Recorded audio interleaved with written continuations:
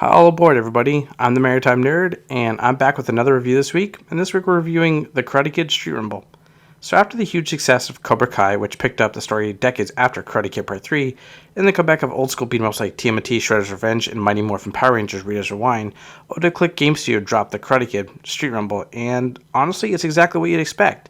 A classic side-scroller beat-em-up that feels like something we would have played growing up. Think Double Dragon, Streets of Rage, or Final Fight, just with the Karate Kid slapped on top. At the start of the game, you can pick from 4 characters: Daniel LaRusso, Mr. Miyagi, Ali Mills from the first movie, and Kumiko from the second.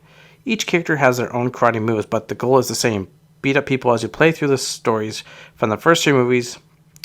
And the combat is super simple. Square is your light attack, triangle is your heavy attack, and R1 is your special attack.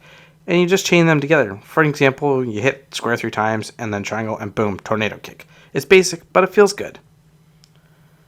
As you beat enemies, you build up focus bars, and once those are full, you can unleash that super move or super attack, and that pretty much wipes out everyone around you. And these come in super clutch when you're swarmed by enemies, breaking down gates, or even fighting bosses.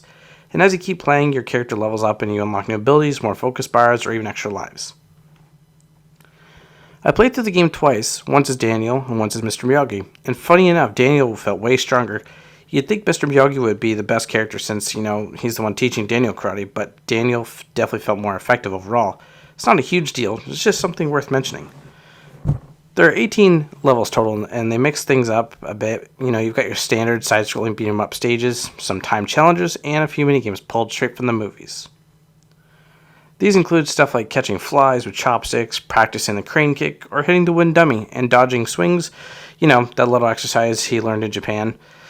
Outside of that, it's your classic beat-em-up setup. You get from one end of the level to the other and don't die, and fight a boss at the end. All the levels are based on locations from the first 3 Karate Kid movies, so fans will instantly recognize them. The bosses are also characters from the films, whether they were major villains or smaller side characters. And you can also pick up items along the way that restore your health or focus, just like you'd expect in any beat-em-up game. That said, I really wish they had expanded the game into the Cobra Kai universe, especially since the game came out after the series wrapped up. And that would have been an awesome addition. Each level also has objectives like defeating enemies with grabs, heavy attacks or aerial moves, or special attacks. It's a cool idea at first, but they start repeating the same goals every couple of levels, which gets old pretty fast.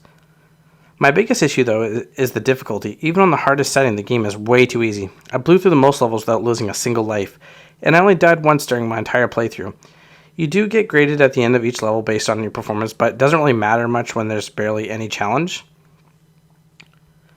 There are also a few small story changes compared to the movies, like in the opening scene where Daniel's unloading stuff from the car, Ali shows up instead of Freddy. Stuff like that doesn't really affect the game, but it's noticeable if you're a fan. I managed to grab this game on sale for $13, and at that price, I was pretty happy with it. And at full price, though, I don't think it's worth it. It's definitely fun, and it hits hard on nostalgia, especially if you grew up playing games like this on the NES or the Sega Genesis. And I love the Karate Kid. I just wish it was harder and had some Cobra Kai content thrown in there. Overall, it's a great pick-up-and-play game. You can beat it in about an hour or a little bit more. You can have some fun and move on. But my advice is wait for a sale. It's not worth the full price, but it's still a solid fun time. The Karate Kid Street Rumble gets a 7 out of 10 from me.